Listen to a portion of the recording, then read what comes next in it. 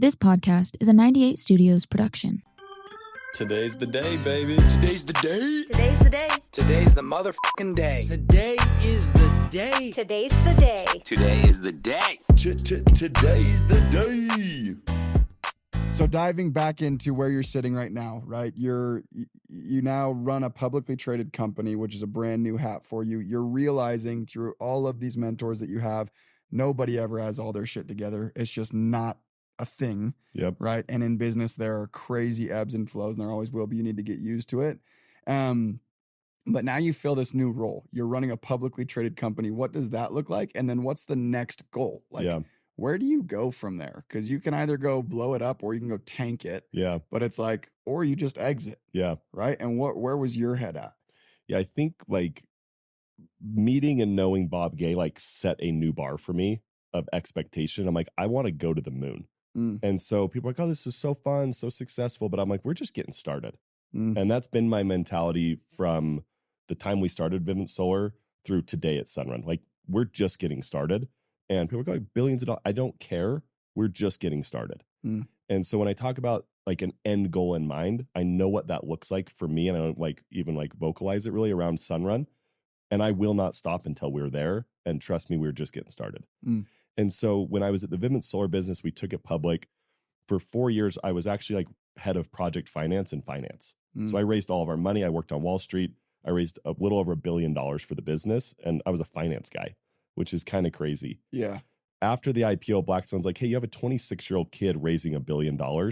And back to the point, I didn't know enough to know I shouldn't be raising that kind of money. Yeah. So I'd go sit down with huge banks and get them to write $100, $200 million checks.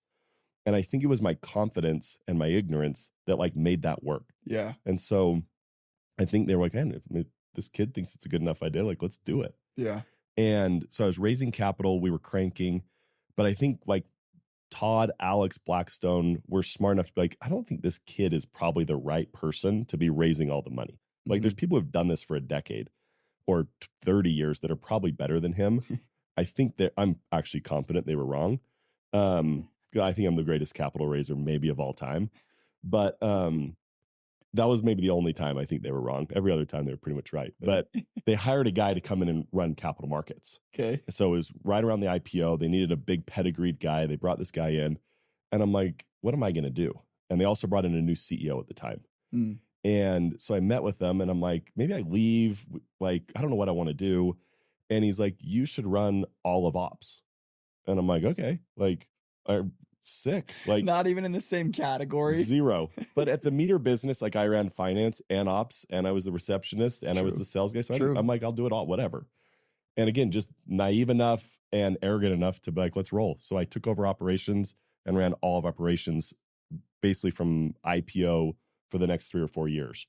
And then operations started getting more dialed in. We wanted to go grow the business more. We'd been public for 3 or 4 years, and I switched over to sales and was the chief revenue officer kind of from that point going forward. So I've kind of had a stint in finance, in operations, and then more recently in sales. So then you get into sales, publicly traded. Are things going well? Was there ever any rocky moments where I go, shit, this might not work out? Or was it just no, we're gonna go figure it out? And was the next goal to go and be acquired, or what was the next goal for you? The goal at that time was actually the same. Either we're gonna we need to drive this thing until we sell it. Got it. And so a couple years after being public, I don't know if you remember, we actually sold the business. We sold Vivint Solar to a company called SunEdison. Yes, I do remember this. And I flew out to New York. We announced the deal. We're sitting there. I'm like, dude, this is amazing. Another giant payday. I'm like, this is great. And that deal was a disaster. It ended up they didn't have the money to pay for the deal. Yep. And so Vivint Solar was doing okay, I would say. The 3 years post-public, being public was hard. The valuation was, under what the strike price that we had gone public at. So it was just kind of a tough business, tough capital markets. But the business was fine. It just wasn't performing great as a stock. And so that deal happening, I'm like, dude, we did it. We sold this thing, stock popped up to the purchase price. And I'm like, this is great. They didn't have the cash to close the deal. They ended up being a disaster deal. Yep. And for a year, we had all these bylaws that we couldn't raise capital, hire or fire key management, do anything or would breach the deal. And we didn't want to breach the deal to keep them on the hook to buy us. And so it basically killed Vivint Solar. So for a year, Basically, we just it was you have tanked to this go business. stagnant in hopes that they're going to end up Come having the through. money to buy you, but they never had the money to buy you. Bingo. And so Damn. at the end of that, we had a CEO swap. David Bywater came in. Yep. And I remember he walked in and I'm like, his first day, I'm like, I'm not going to leave the office until he leaves. And his office was straight across from mine. We were both in like the 2 corner offices. And every like hour I'd look up and he'd look up and then we'd both like look back down. And I didn't even know what to do. I wasn't even working. I was just literally sitting there like pretending to work because I'm like, I'm going to make sure this guy knows like I'm a dog and I'm here to work. Yeah. And we were there all night. You're playing tanks on your computer and he's reviewing the I mean, he was entire working portfolio. for, I don't know what, I actually don't think he didn't know what to do. It was his first day. I think he was just trying to smoke me out. So finally we both walked out and started chatting. And I think he didn't know if I was an idiot, if I was like good or bad. And I think he was trying to figure it out. And like, I feel really blessed that he gave me a shot. And I feel that way throughout my career. Several people, Todd being one of them, Alex, Greg Butterfield gave me a shot. And now David Bywater gave me a shot. Yeah. And he could have come in like the business sucked. So he didn't know who was good and who was bad. Yeah. And, you know, luckily he made an assessment like, hey, this is a guy I'm going to like lean on and help like figure the big business out. So for the next month, we spent a ton of time together. What's, you know, who's good, who's bad. And he was taking my advice. What works, what doesn't. And we like jammed together. He was incredible. Loved working with him. Yeah. And he started turning the business around. And he's one of the smartest people I've ever met. I've had a very short stint to get to work with him and got to spend like intimate time with him at the Bywater Academy thing he threw when I was at Vivint. Dude is like a genius. He's great. He doesn't have all the qualities of everyone, but the qualities that he is like, he has his qualities that makes him David Bywater, and he is like a tank. And I was super unsure of him when I first met him. Yeah. Because it was a really weird time. And dude, he very quickly, quicker than most people in my experience to me, became like, went from like, I don't know about this dude to, bro, this dude, he knows. Yeah. He knows what he's doing. I really felt like he trusted me and empowered me. And that's like something he's very good at. He doesn't know this, but my nickname for him is Sterling Silver. Like we call him the Sterling. There you go. Because he's he's just high ethics, high morals, and he has a like compass that doesn't deviate. He's just pure. He's pure. Yeah. So anyway, we like went to work basically and took Vivint Solar from like depths of despair. So did he come in at the end of that year period where you were trying to keep the deal, where Exactly. you were just done? Yeah. Where it was like the deal blew up. He was picking up He was picking up the scraps. pieces. Got it. And for me, like that was probably the most like developmental part of my career because I'd only been part of rocket ships. Yeah. And I'm like, dude, this is sick. Like business is easy. I'm the man. This is great. And then I'm like, I am not the man. This is not great. This is very hard. And the people that I worked with that stuck with me through that, and Bywater, I remember him telling me like, if you stick with me, this is going to work. And I'm like, all right. And I told him, I'm like, I am all in, no matter what. And we went to work and we worked really, really hard and we grinded at that business. And the amount of things I learned on the ride down are way more valuable or equally valuable to what I've learned on the several different rides up. Got it. And there's a lot of people that, you know, just don't have that grit and determination. And I would say like in your career, there's going to be ebbs and flows. And you've got to be able to ride both waves. Yeah. And you got to know when to stomp on the gas and you got to know when to put on the brake. Yep. And there's times when you're just surviving, and just surviving is actually crushing it relative to your peers. Yeah. And so just know the times and seasons, adjust accordingly, and then go execute. And so we went to work. We started rebuilding the business. We brought it back up to like a more stable position, started returning to growth, and basically had a full turnaround of Vivint Solar. Yeah, over a couple of years. Yeah, it was over a pretty short period of time, no? It was about 2 years, which is crazy. It was fast like for business that big. Yeah, that is crazy. And then as you guys are turning around, you're learning all these lessons. Bywater comes in, he does his thing, like he does exactly what he was brought in to do. And then it's like, was it like very clear where you were trying to get with it, or was it like we just need to pick the pieces up, put this shit back together, and get back on the upward trend? I think it was a mix of both. Like it was really clear we wanted to sell the business. Blackstone wanted to sell it. Got it. Todd wanted it sold, and Bywater was like, my job is to go like grow and sell this business. Kind of like we weren't public to our people about that, but that was management's plan. Yeah. And so it ended up being like really good timing. Vivint Solar had always under leveraged its assets, meaning we had money. We basically had like, hundreds of thousands of solar systems that if you financed them all the way, you could pull a little more money out of them. So we always kept that as like a rainy day. When Sunrun kind of started diligencing the business, they're like, hey, you guys have all these assets that we could go refinance and pull a bunch of cash out of using their model, which is awesome, and pick up all this cash and go grow this thing. And so that was a big catalyst for the acquisition, as well as them wanting to get into door-to-door and recognizing door-to-door is the way you sell solar. Yeah. And it is the future, and it's not going anywhere. And they didn't have a door-to-door presence, and we own door-to-door in solar. And so they wanted to buy the business for mostly those two reasons. Yeah. And then within that whole negotiating within COVID, figuring all of that out, trying to go and get the deal done, from when Sunrun first reached out to you until the deal was sealed and everything was done, what was that time period and what was that experience as well? I imagine it wasn't fast. Fun. The timeline was super quick. We learned about the deal. They started diligencing. It was over several months, probably like a 3-month period. And then we announced the deal. Got it. And it was kind of a crazy situation.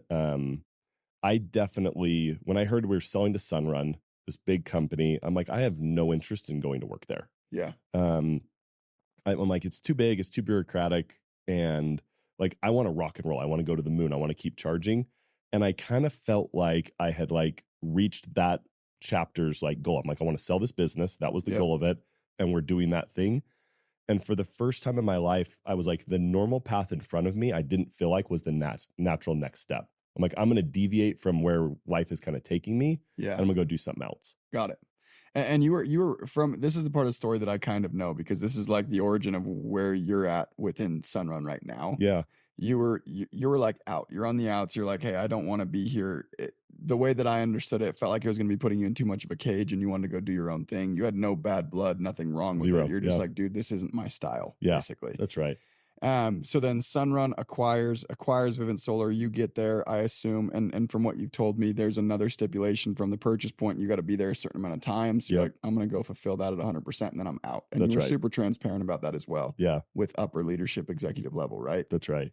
And then what was that experience from when you go and tell them that, and they're like, okay, bet? Or were they like, no, absolutely not. We got to figure this out. Yeah. So they didn't know me from Adam when we signed the deal, and I should stop. Maybe I should keep doing year deals, but like I had another year deal. Like, we'll pay you this money to stay for another year, help us transition the business, and then we'll support you. You can do whatever you want. I'm like, cool. And so throughout that year, we did like as much as we could, and I always want to work as hard as I can to make sure that people feel like they got like their money's worth out of me. And I want to be someone that earns my paycheck and creates more value than I claim. And so through that time, I tried to create value. I tried to work hard. But towards the back half of it, I'm like, dude, I am leaving. I feel like they didn't need me as much. I feel like we kind of transitioned the business, and I wasn't trying to like get a job. So I started skiing more. I'm like, dude, this is actually nice. Like, and started kind of like transitioning out of the business. And I had a really good conversation with the executive team. The CEO at the time was Lynn. And I said, hey, I'm going to exit, but I actually want to do something in the solar space, but I've got a non-compete. And I'll either wait it out, or if you release me from my non-compete, I'll sign a ROFR, like a right of first refusal, for you to buy whatever I go build. And I kind of walked her through my business plan. She's like, I love that. Go do that. And I will definitely want to buy it. And I'll release you from your non-compete to go do it. And I'm like, perfect.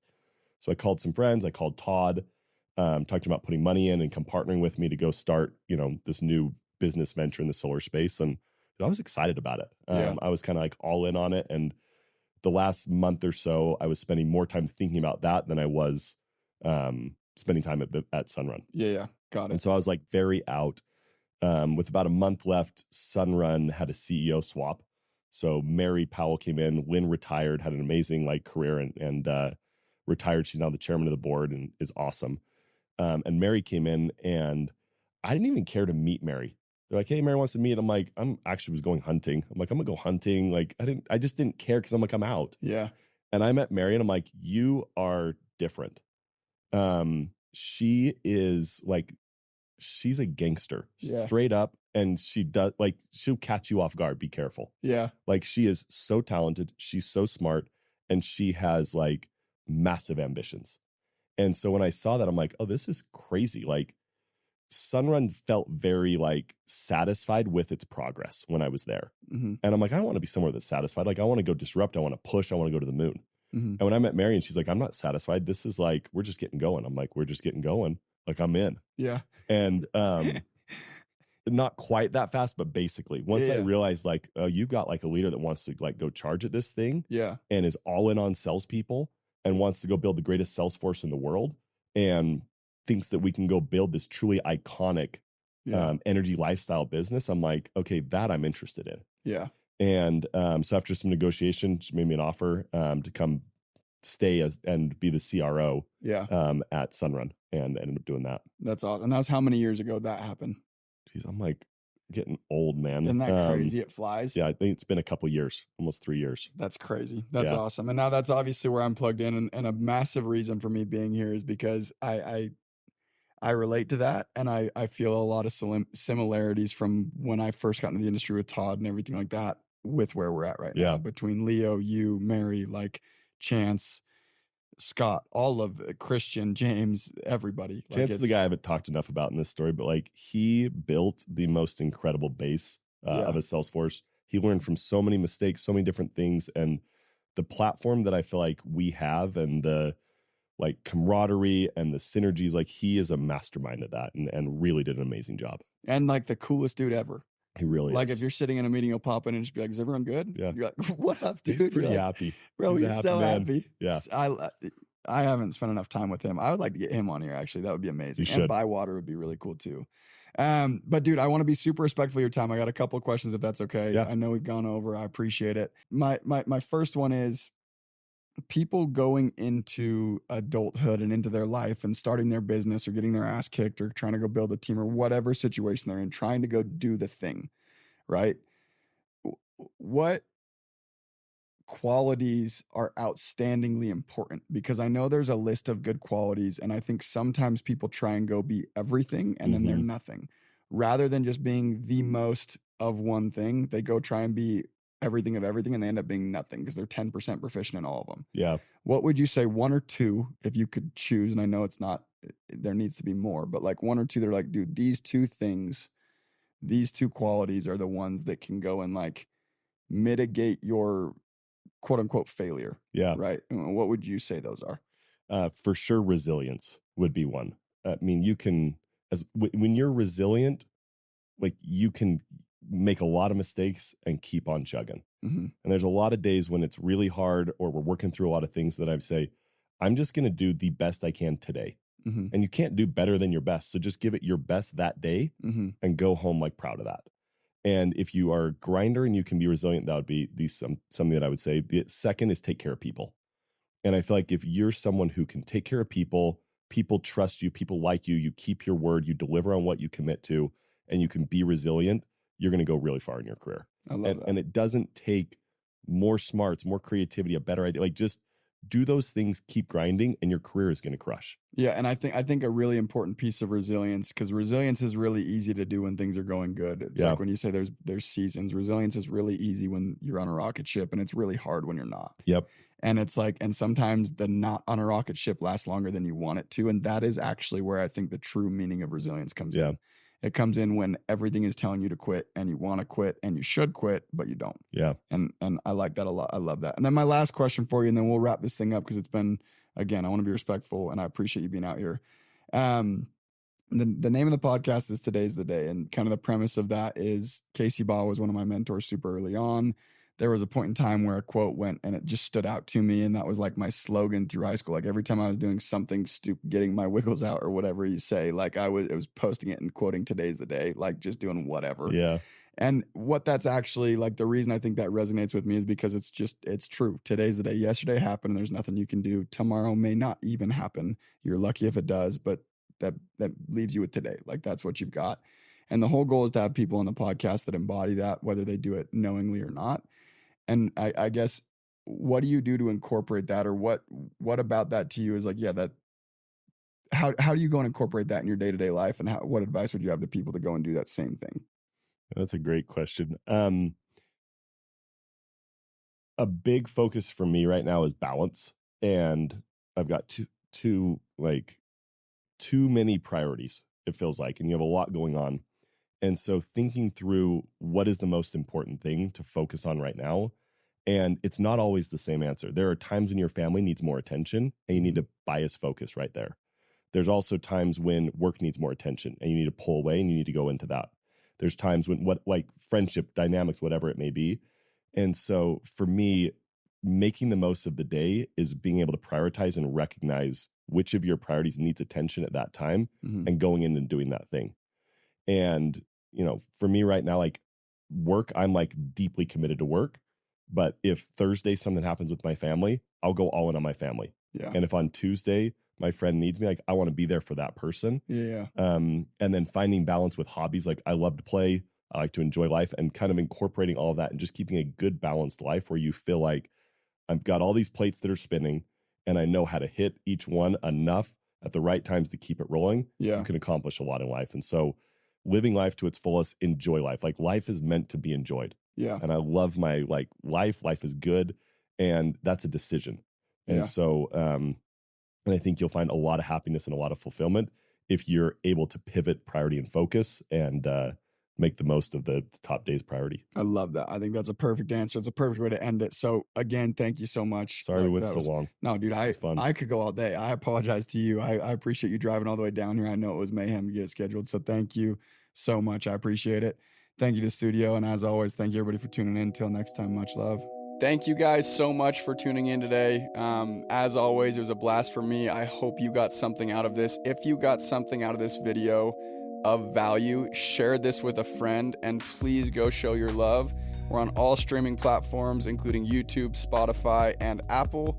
Any ratings, comments, likes, shares, they go a very long way, and they make it so I can keep doing these things for you, and I would appreciate it greatly. So please go share with a friend. Until next time.